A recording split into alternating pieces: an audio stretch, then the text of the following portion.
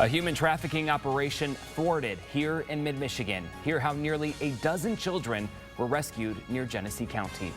Plus, postal problems. Why the delivery service places a new level of uncertainty on the upcoming election. And as Michigan students prepare to hit the books, an audit takes a closer look at the effectiveness of online learning. We'll tell you what it found and more. It's time to wake up mid-Michigan. It's Saturday, August 15th. Live and local with coverage you can count on. This is WNEMTV5 Wake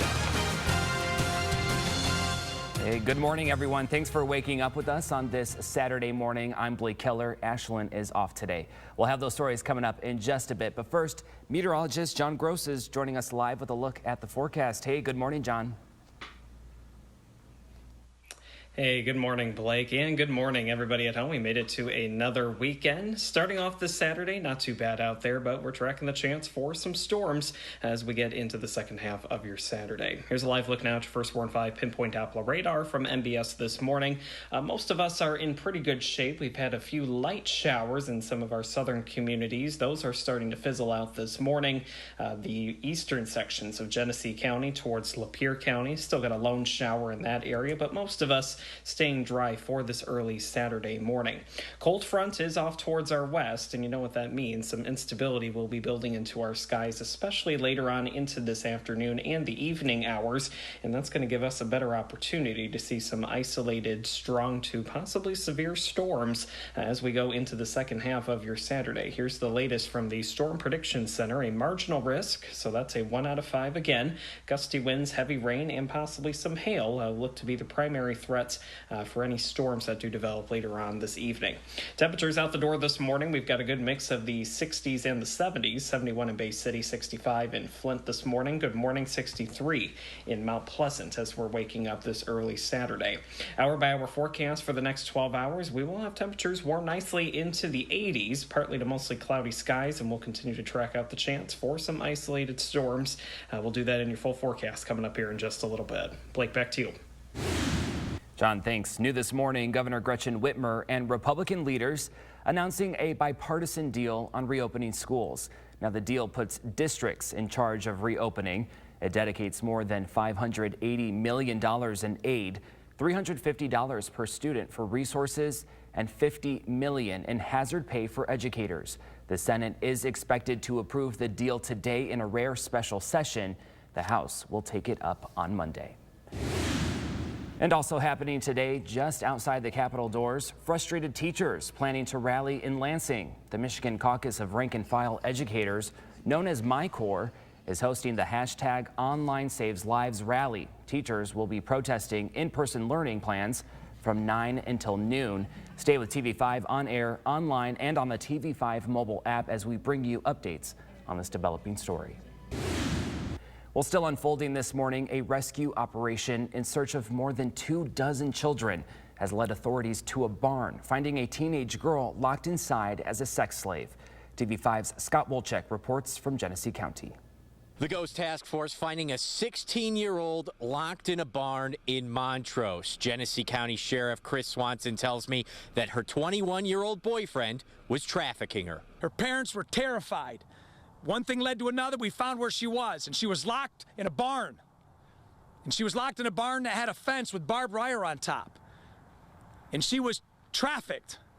She was taken out of the county. And now her boyfriend taken into custody. Heavy charges coming soon. Continued investigation. We put a packet together. We go to Prosecutor Layton, and I can promise you that he has no mercy. Today's rescue, part of the task force's mission to make contact with missing kids across the county in an effort to prevent sex crimes. Ghost had 27 missing kids on their list. After today's operation, they found 7. Not one kid's going to be forgotten, and so because of time, fear not, our packets are going to continue to cause us over the next several days and weeks to find every single one of those kids and to identify to make sure they're not endangered. Because the Iron Sheriff says protecting our kids is number one. In total, Ghost had 6 sting operations this year. Our operators and our chatters have talked to over 2,000 people seeking to have sexual relations with vulnerable kids, 15, 14, and 13 years old. One of their recent arrests, a man with more than 1,000 images and videos of child porn. And when I talk about child pornography. I'm talking below the age of 7. Sheriff Swanson tells me the task force will continue to catch creeps and predators to protect our kids and community. Scott Walczak, WNEMTV5. Now, in those sex sting operations since mid-March, the task force has arrested 17 people from places like Grand Blanc, Davison, Fenton, and Flint Township. Some face charges related to child pornography, drugs, and weapons. Now, if you or someone you know is a victim of human trafficking, call the National Human Trafficking Hotline. The number there provided on your screen. You'll also find more information online. Just go to the hot links section of WNEM.com.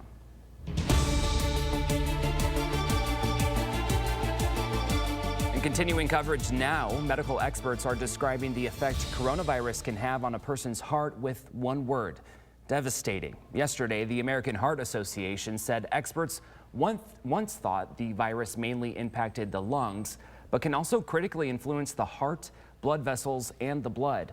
The nonprofit notes that injuries to the heart and the vascular system contribute to 40% of deaths from COVID-19. And they say the effects of the virus can linger even after recovery. According to the organization, research shows the coronavirus can lead to a plethora of cardiovascular emergencies. That includes heart attacks, strokes, and fatal heartbeat irregularities. Governor Gretchen Whitmer has some good news about Michigan's COVID-19 numbers. After a recent uptick, they appear to be plateauing. Because we've taken this so seriously, we're doing much better than other states like Florida and Texas, who are now seeing historic surges in cases. Well, the state added 748 confirmed cases yesterday. That brings our total to more than 91,000. Now, Governor Whitmer is urging residents to continue to take the pandemic seriously. Youth will not protect you from this virus. Your political affiliation will not protect you from this virus. And this virus will not go away just because we're tired of dealing with it. Now, the governor announced the availability of 4 million free masks to low-income residents, seniors, and schools. Well, TV5 news time is 8:07. High school sports are now joining the lineup on postponements. Hear from local players who say they're frustrated about the shift to spring. And a warning this morning about a police impersonator. We'll tell you where he may be lurking. That's next.